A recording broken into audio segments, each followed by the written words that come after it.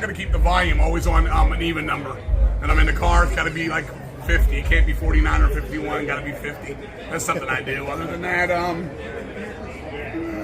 don't know, maybe something else, but nothing really stands out. That's one thing me and my wife always joke about.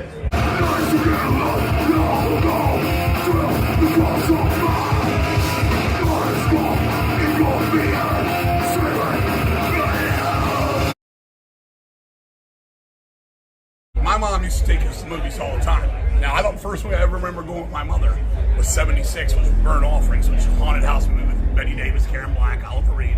And the ending, I mean, you kind of knew what was coming. I don't want to give the ending away if people are go back and watch it, but you kind of see it coming from a mile away, but I knew it was coming, and I was like, I don't want to stay for this ending, and my mom just told me, well, then you can go out in the lobby with the woman, it was the spooky lady in the movie, she'll be out there with you while I watch the end of the movie. And it stuck with me all the years. And really, I give a lot of the deceased lyrics and themes because of my mother. She was a horror freak, and we were, my dad died real young at 27, cancer. So my mom took us to lots of drive-ins. We had very little money. We were very poor, and so we could do that family thing. The carload for $10, whatever it was. And we loved the horror movies. We'd see them all. But for a spooky movie out of the gate, that was the one.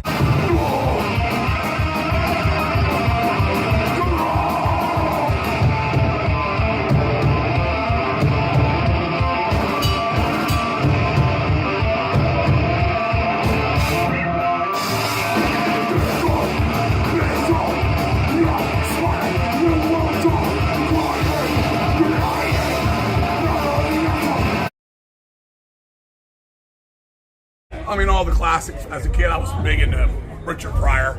Was seeing him on the TV and all that stuff, and even stuff like as a teenager, Eddie Murphy was funny. His early stuff like that. But my all-time favorite comedians and things for me, as a kid, I watched Abbott and Costello all the time. Now that's more black and white. It's a different thing. It's a TV thing. There's nobody funnier than George Carlin ever existed. For me, he could be serious as hell and make you think, but he'd also make you laugh your ass off. Him and Benny Hill are my comedy idols. I love me some Benny Hill.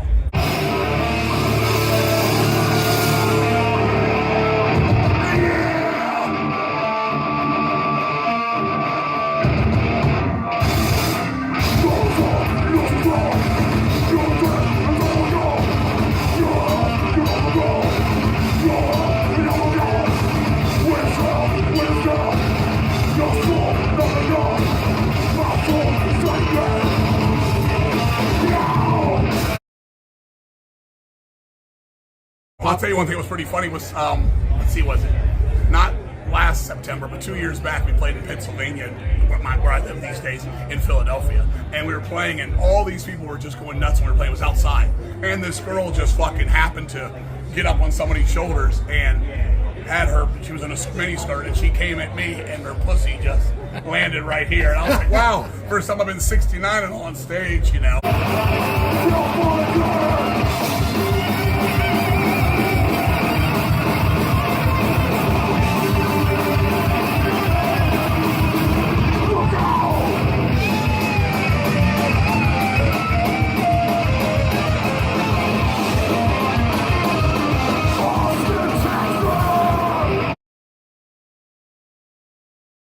Where Eagles Dare, Iron Maiden. That's a classic. I just love the sound of it too. Was the introduction to Nico. It's when Maiden really, really, really took off. I mean, we know Number the Beast. They got really big. It was like there's nothing stopping them now. That was one for me. I've always liked This Town Rocks from Saxon. This Town Know How to Rock comes busting in with that double bass. And other than that, let's see. Let's go with Judas Priest, Exciter. I mean, especially when they still play it on the Unleashed in the East. It's phenomenal. Yeah, those are ones that stand out. There's all day. I love a lot. I'm probably forgetting a lot too.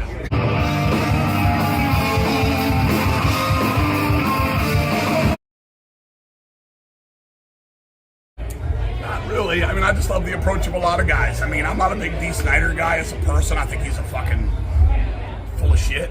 But he's an amazing, amazing frontman in a bar. On an arena stage, it doesn't come off right. In a bar, there's nobody better than D. Snyder as a frontman. He worked a crowd magically for years.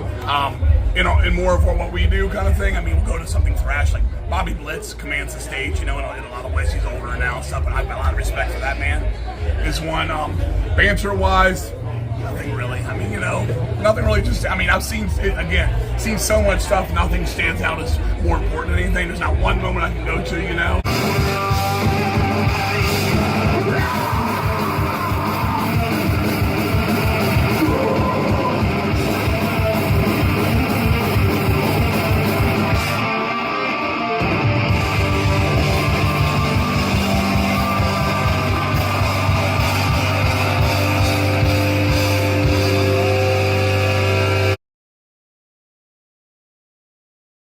The song, it ain't about no square, and it ain't about no circle.